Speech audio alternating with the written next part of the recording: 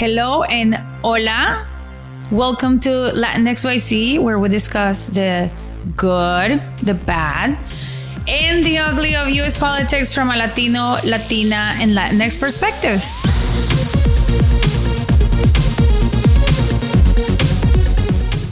Hello, Claire. Welcome back. It's been so long. Back. I know, I missed you. I know, I miss you too. How was your summer? It's been fun. It's been hot. It's been dry. I usually don't complain about the weather. I pay attention because this is one of the hottest summers in history. So that always worries me. But it's been restful and it's been fun. Yes. How about you? Are you an audience plant? Because I think that's what we're talking about today.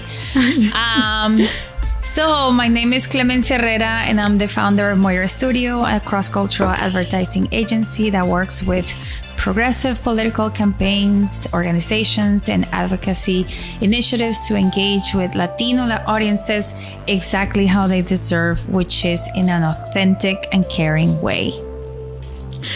And I'm Cecilia Del Cid, an environmental and social justice practitioner, Latin American immigrant from Guatemala, community weaver, working in social, also in media. Hello. And today we're very happy to have with us Tom Philpott, and he is the food and agriculture correspondent for Mother Jones and author of Perilous Bounty, The Looming Collapse of American Farming and How We Can Prevent It. A finalist for the New York Public Library's Helen Bernstein Book Award for Excellence in Journalism. Very nice. And he has worked as a restaurant cook, a farmhand, and a community college instructor. Welcome, Tom. Thank you so much for having me. So we decided to have Tom today specifically because we were just talking about this summer. It's been a really hot, dry, everybody's like, oh, it's great. We've been able to go to the beach and all this stuff. But there's a lot of communities that are being deeply affected by this kind of weather and by climate change.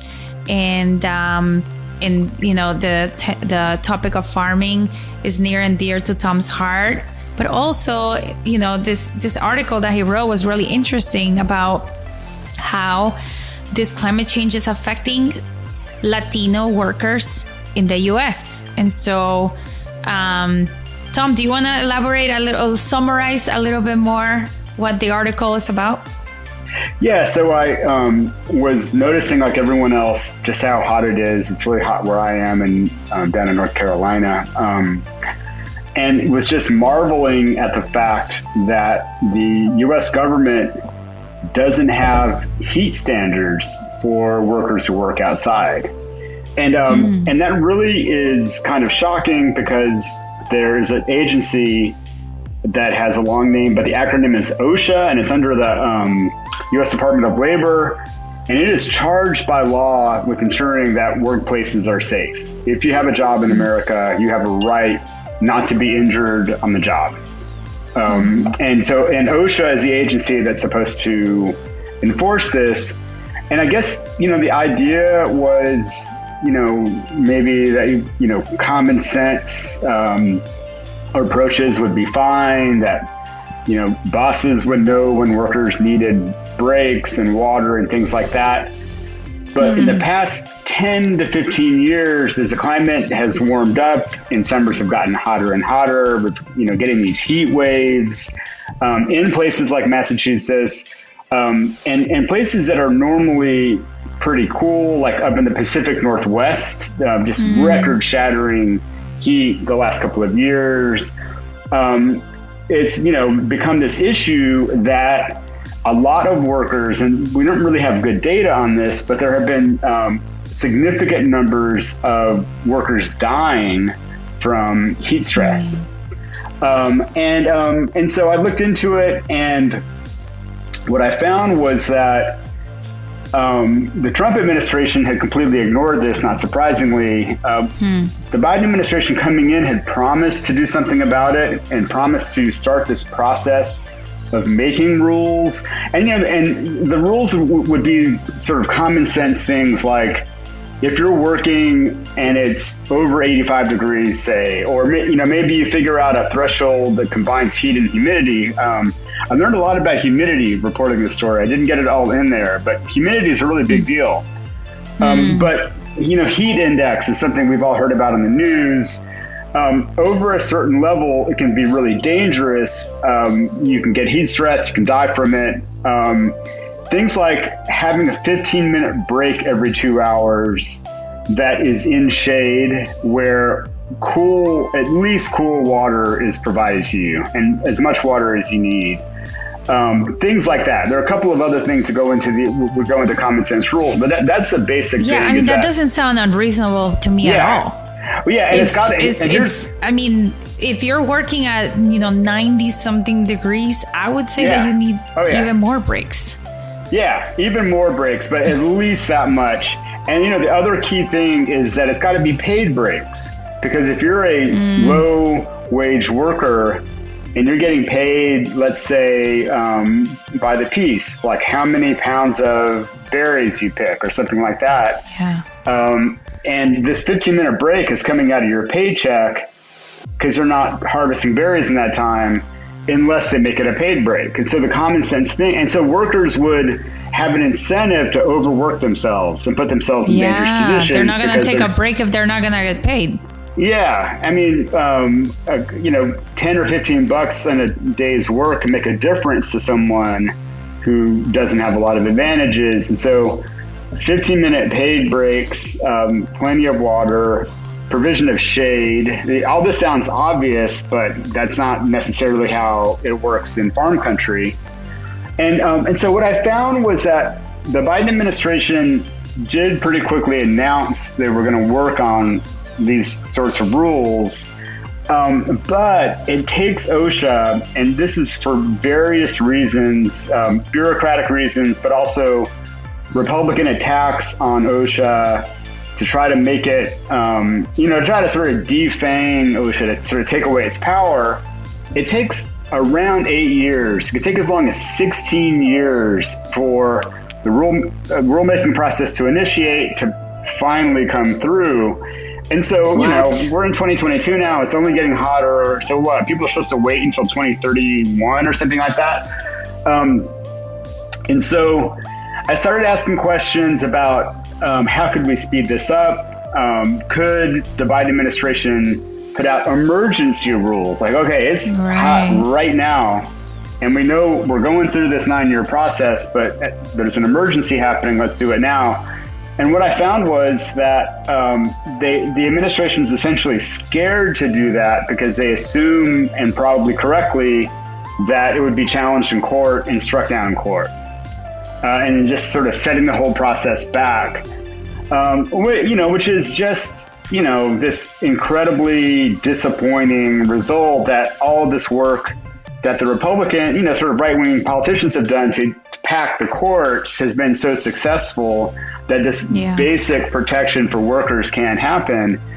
But then I found also that in the Senate, a couple of senators, including Senator Warren from Massachusetts, Senator Booker from New Jersey, have put together a proposal, a bill that would dramatically speed this up, that would, order the OSHA to do it within 2 or 3 years.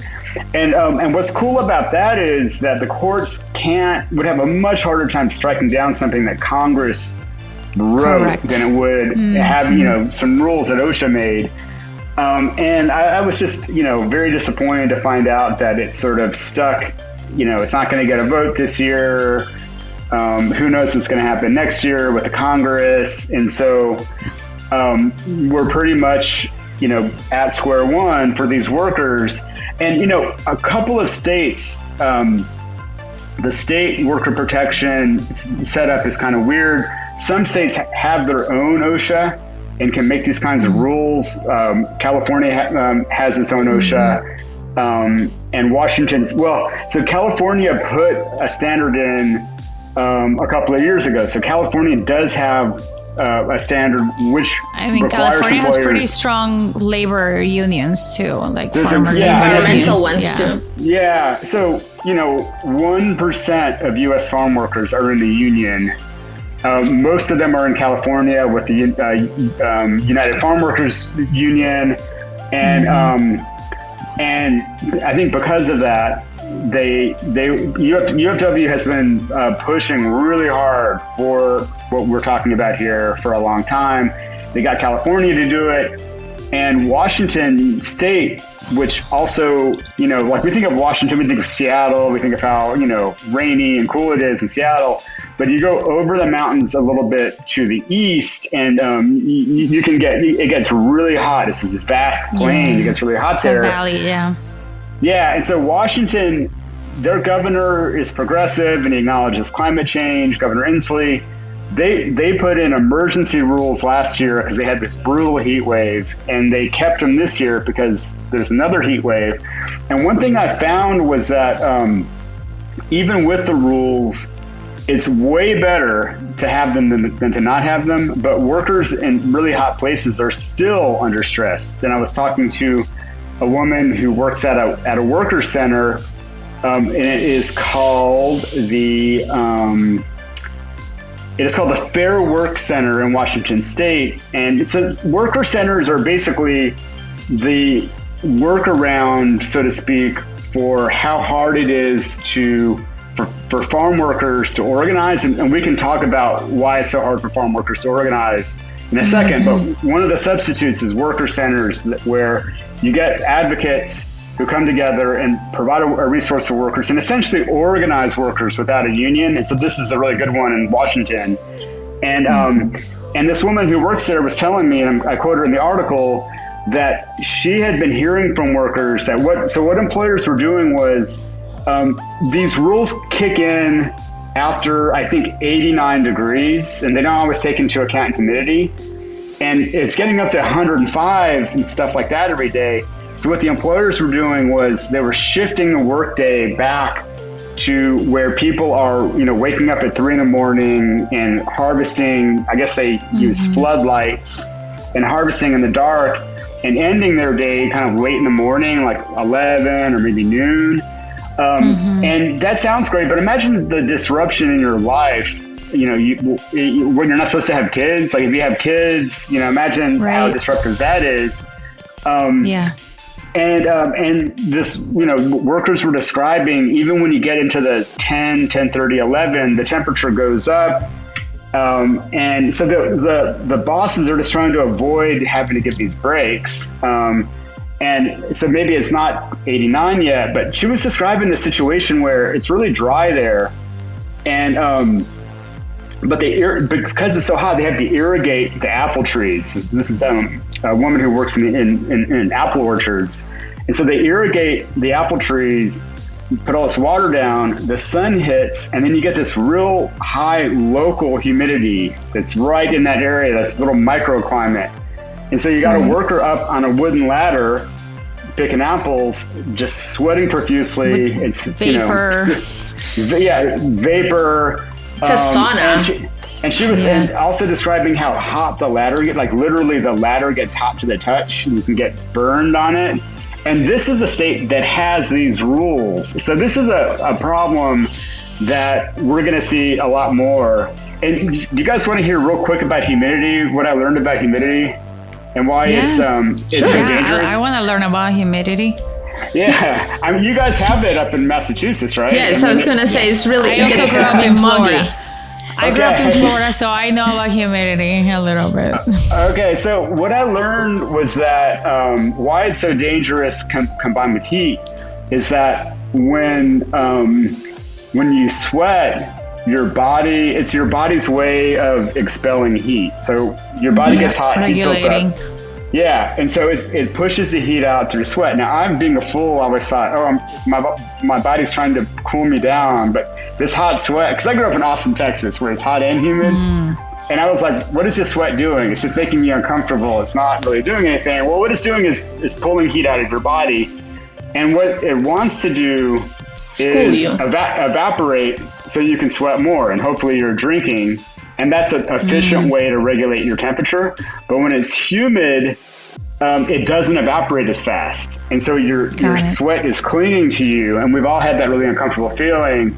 And that's blocking up your body's ability to regulate heat.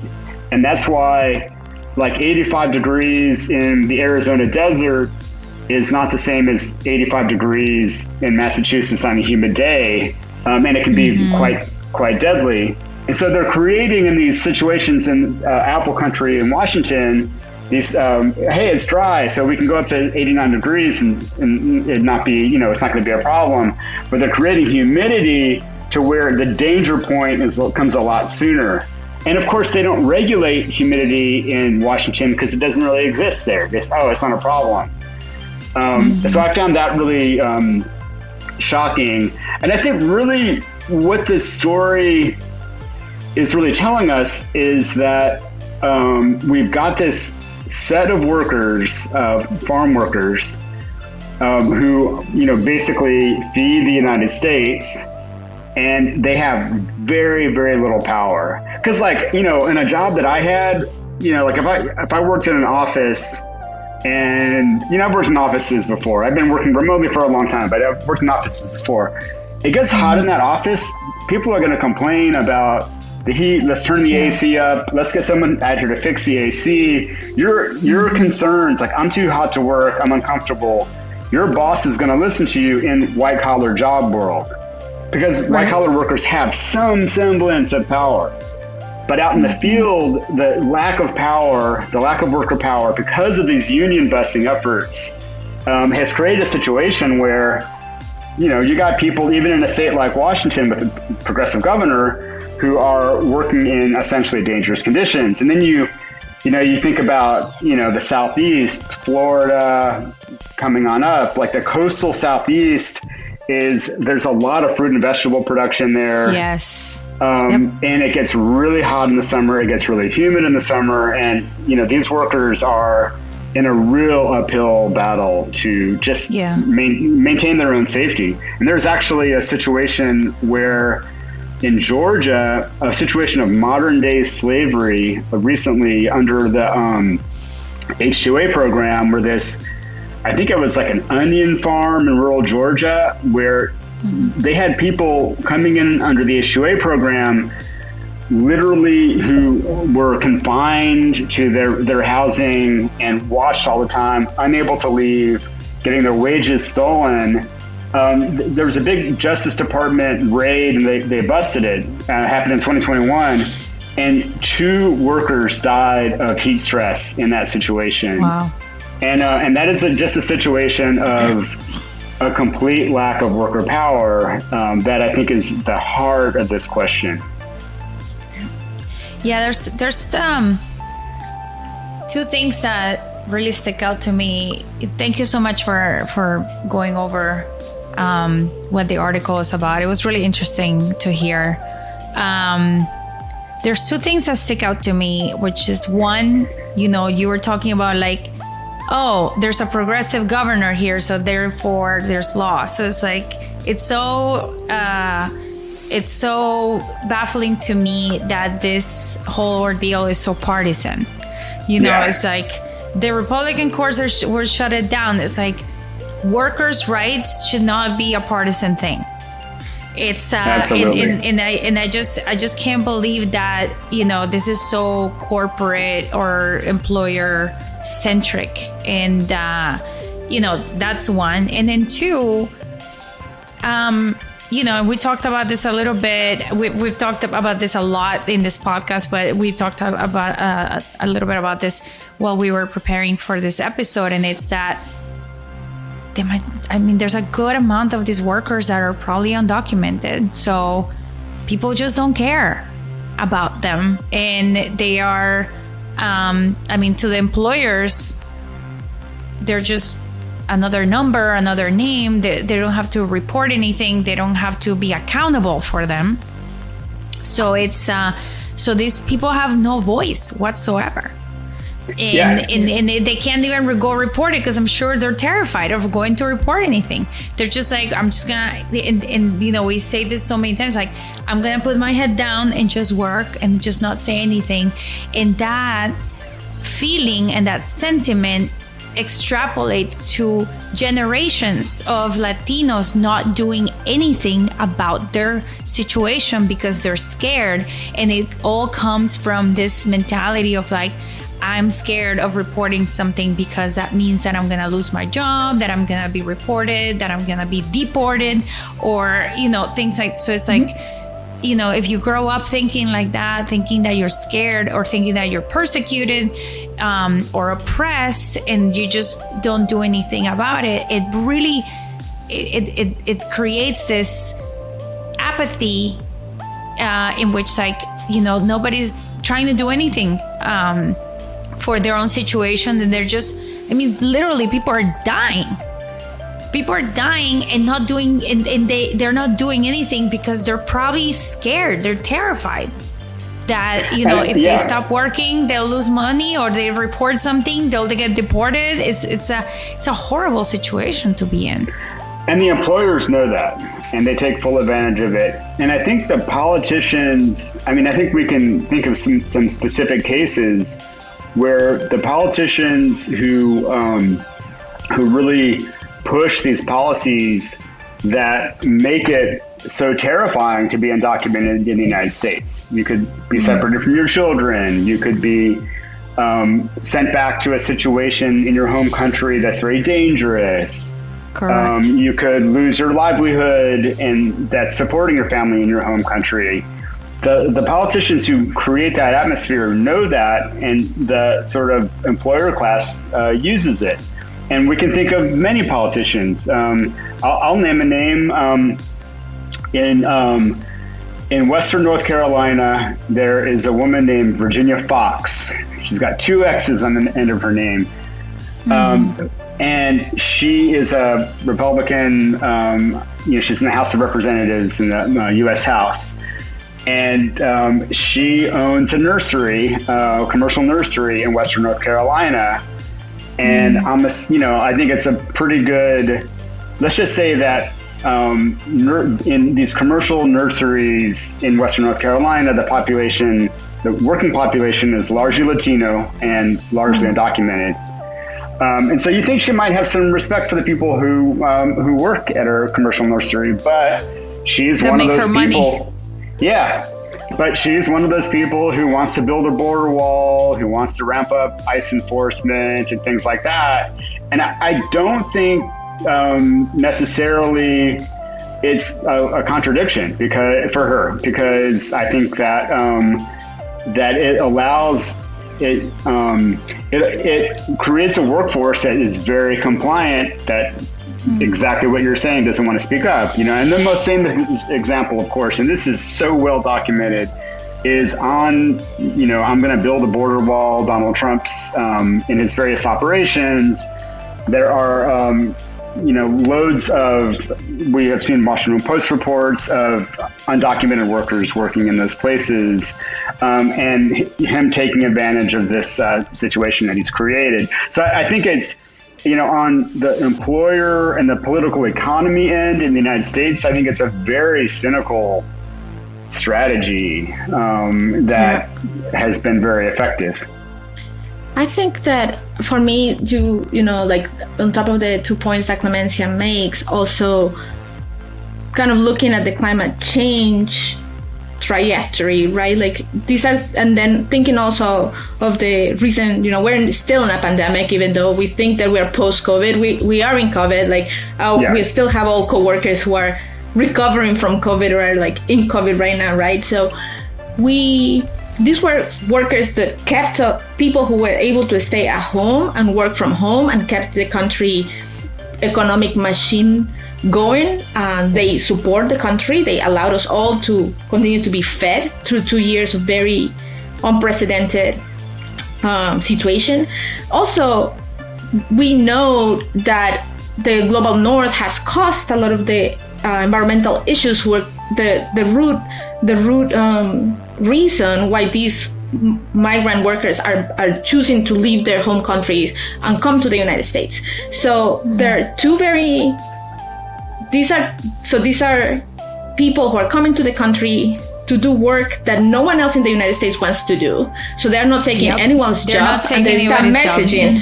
There's that messaging that is continuously driven in our political circles, in which we say these people are criminals, they're bad people, and they're taking your job. And the reasons of which you, who are in the working or poor class from the United States, in the majority group, you are suffering because of these people coming and stealing your jobs. Second, we're ignoring the fact that our way of living, the way in which we consume resources, has driven climate change. And therefore, it's an issue of justice.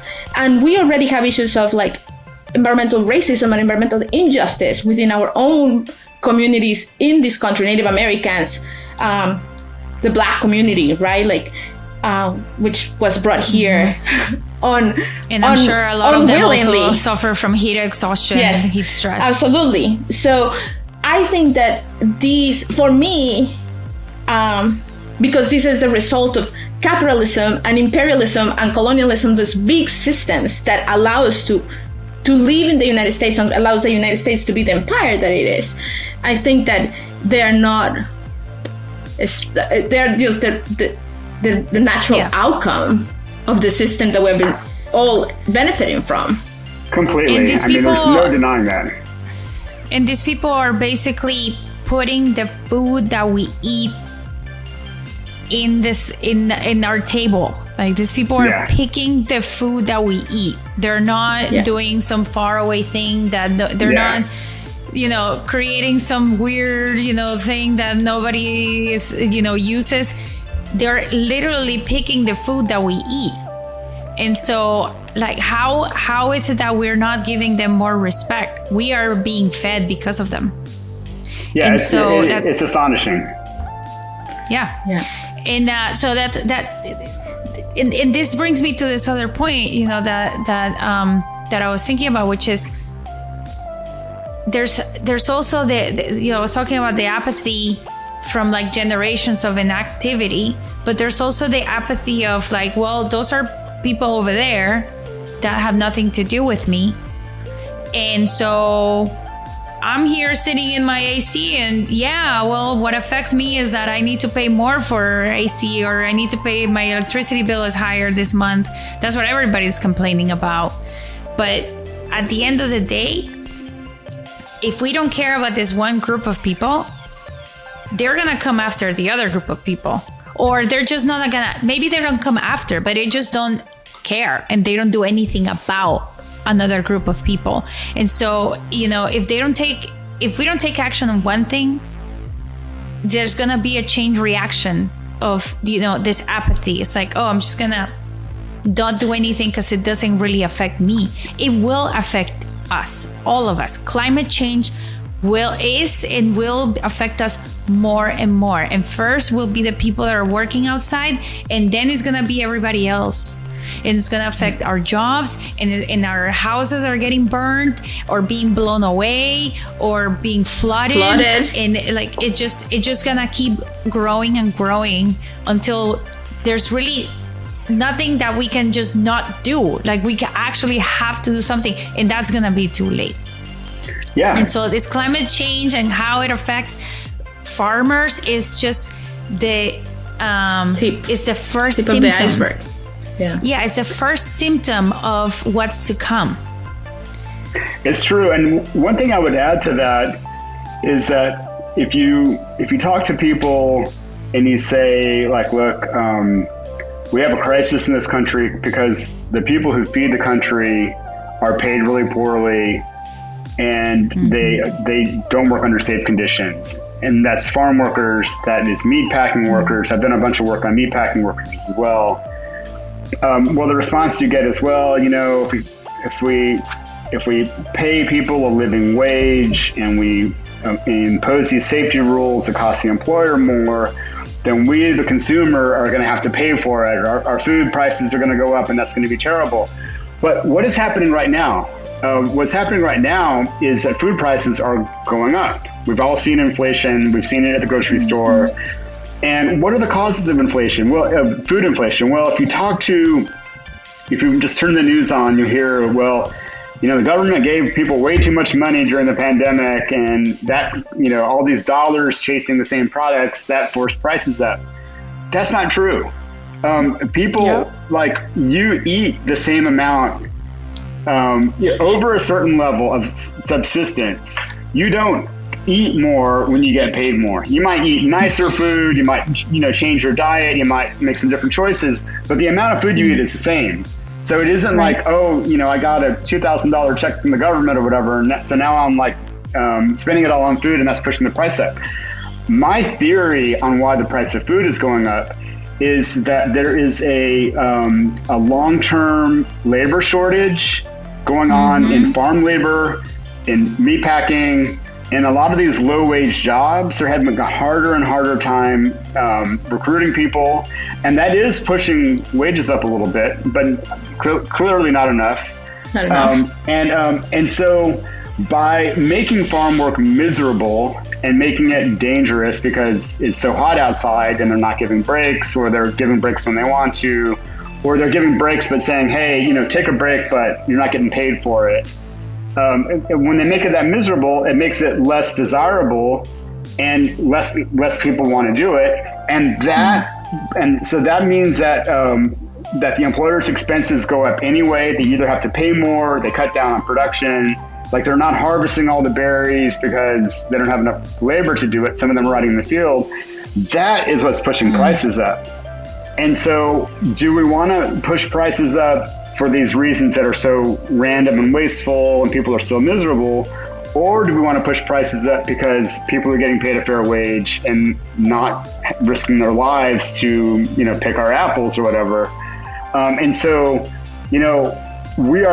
I think that a lot of what this food price inflation is reflecting climate change that we're trying to ignore. We don't want to take the steps it needs to make workers safer during climate change. Therefore, less workers want to do it. I mean, if you go to California, if you go to the big farming regions, I've been hearing from farmers about labor shortages for years, and it only got worse during the recession. During the pandemic. And so, I think that's another way that it affects us all. Like, we need to take care of workers because we need a steady food supply. And when we don't take care of workers... They also deported a bunch of people. They sure did. And so, you know what happens when you deport a bunch of undocumented people? You have shortages of the people that pick our vegetables. Yeah, because people who live here for generations don't want to do those jobs. And why do they want to do those jobs? Because they're miserable and they have other choices. And I do think that there is some people who love to steward the land. There is a great movement towards new small farmers, and I think we have to have the conversation on what is the ecological and environmental cost of having these big plantations, right? Like, what would it be for us to actually produce our food in a sustainable and in harmony with the environment, in a way in which we do not emit an enormous amount of carbon by letting an enormous amount of food go to waste and rot in the fields. All of those things have carbon consequences, environmental consequences about how we think about climate change and the budget of how we're warming. But we don't have those conversations. We instead criminalize or diminish the people who do this work, or limit the availability of land for people who want to do it in ways that are more closer to home. If we all ate within our 15 miles of our home and supported the farmers that are we eat what is in season, like it was done for men. I remember I grew up in Guatemala, and whenever we went to the market, there was set of products. This is the season of that vegetable. And when that season ended, you didn't eat that vegetable until next year, but you ate something else, right? Now it's this other fruit season. And in the United States, we're used to having fruits of every variety all year round. And that has a very specific carbon and energy and kind of like climate costs. And we don't talk about that because that requires us to actually change the way in which we live, the way in which we consume, and to actually show solidarity for the people who are doing this work, these jobs that are extremely difficult and demanding and laborious. They're not easy to do. They're difficult to do. So when we think, oh, they're unskilled labor, you try to go pick up the amount of tomatoes that these people work in there and tell me how many boxes you do. And then you tell me if that's a skill or not. Yeah, it is incredibly skilled. UFW puts out great videos of, because like if you've been doing that for a while and you're experienced at it, then you become extremely efficient, and it takes years. Yes. And it is, the idea that farm labor is not skilled labor is insane. Mm-hmm. Anyone who has ever worked in a farm that knows the amount of information a farmer needs to manage to produce and maintain an operation with the margins that they do, know that these individuals have an enormous amount of knowledge and skill. You don't do that out of just reading a book for 4 years. Yeah. So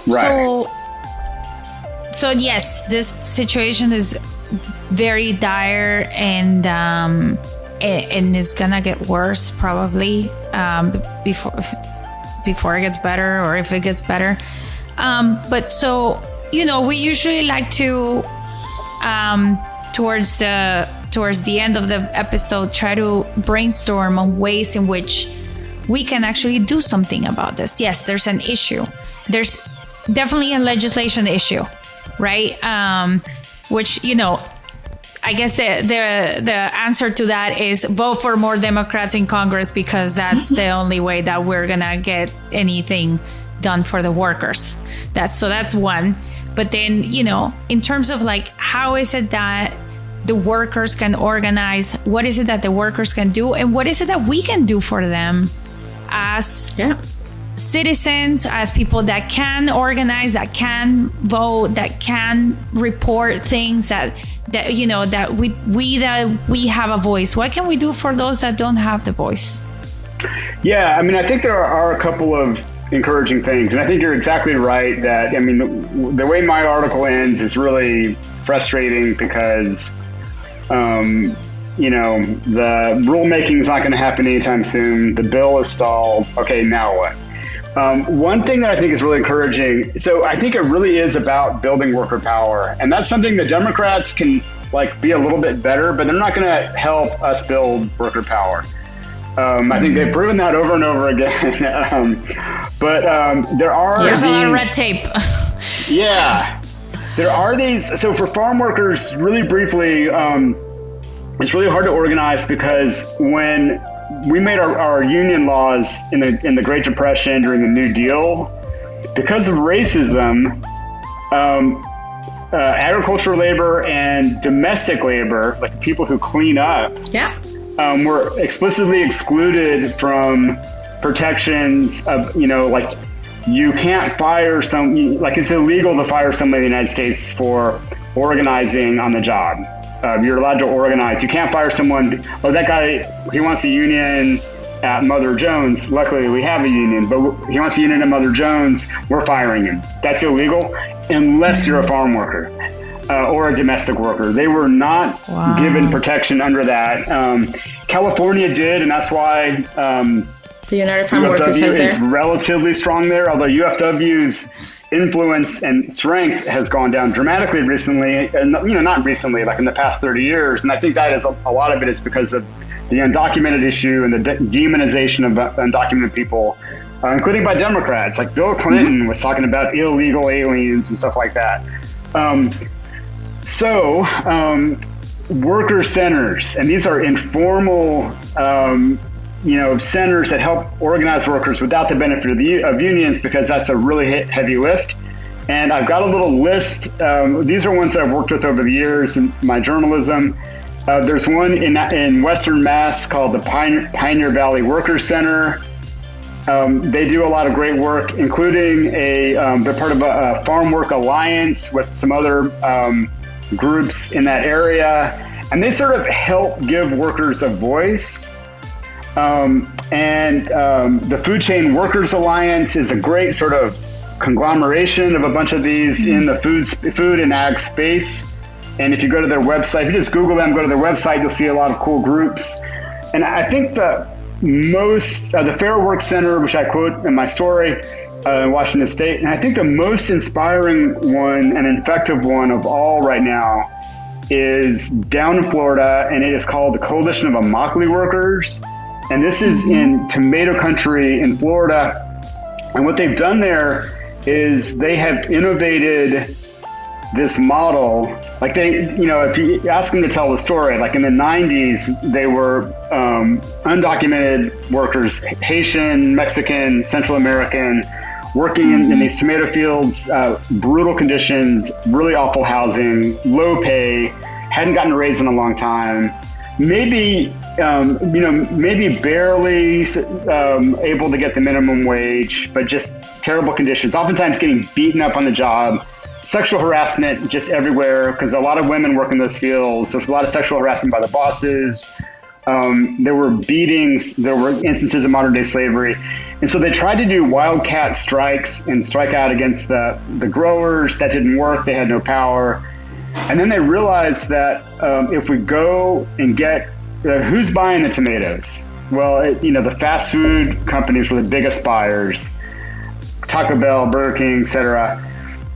And if we can target college students, get them excited about this, let them know what's happening, and get them to lead boycotts of these fast food companies, and come up with a very concrete demand, which is a penny a pound extra for the tomatoes that the company would pay that would go straight to the workers.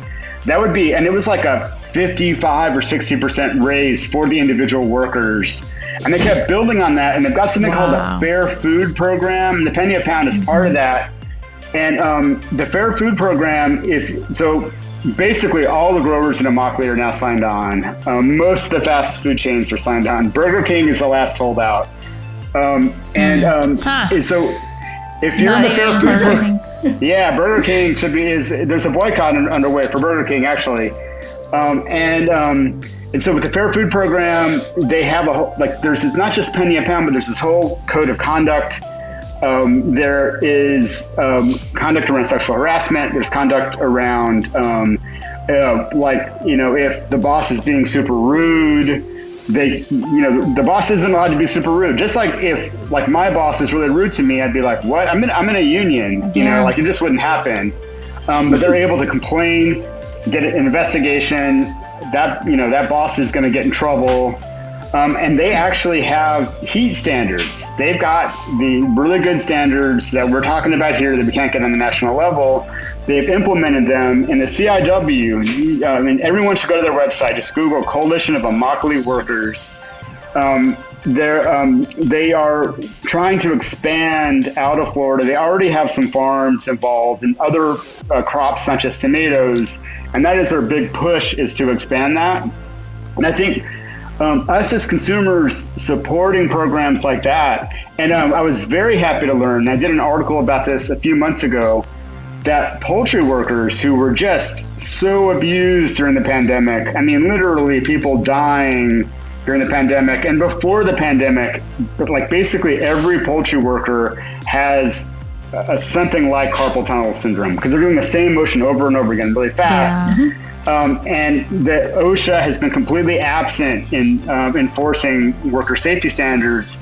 And there's this woman named Magali Licelli, and she's a Mexican national, and she works in Arkansas at a worker center called Venceremos, really excellent worker center. And she just got tired of these incremental changes and going to ask Congress to do this or that. And she watched what the Coalition of Immokalee Workers are doing, and she is formulating a strategy of how can poultry workers do something like that? Well, where's our chicken go? It goes into Popeyes, and the chicken sandwich is like this really hot item.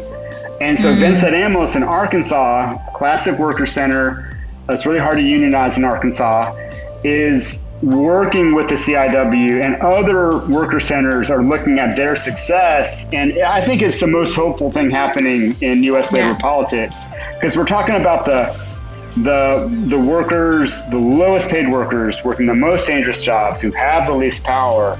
And these are worker organized efforts to basically hold their employees to decent standards, higher wages, better conditions.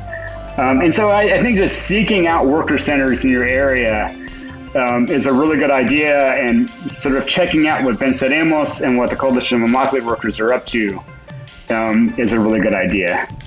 Oh, that's great. Thank you so much. Yeah. Yes. And I think it reflects of like conversations what we have in the podcast consistently, and that is at the end, like, how do we build coalition? How do we build solidarity? How do we, because the Latino, and we've said this many times, like the Latinx community is very diverse.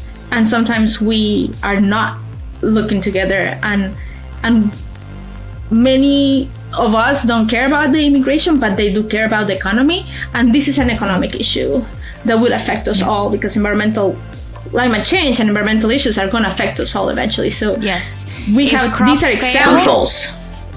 If crops fail because of climate, guess what? The prices go up because they have to get it from somewhere else. Exactly. So, dramatically. What you were saying, Tom, about inflation, climate change is going to come for all of us. And, people are trying to make inflation a political thing. It's really the consequences of our actions for many, many decades. And it's going to come for all of us. And if we're not going to do anything about climate change, we're going to see those prices go up, and we're going to see jobs disappear, and we're going to see so many more things. I don't want to be a fatalist here, but it is a very important thing that and climate has been, this whole thing about like, oh, we need to find the right messaging for climate. It's like, what are you talking about? I know. Go outside and see how hot it is. Hey, you guys, I have to report something really quick, and that is that my cord popped undone, and I need to plug my computer in to make sure this uploads. So I hate that this is happening during the middle of recording, but it'll just take me 1 second. Absolutely.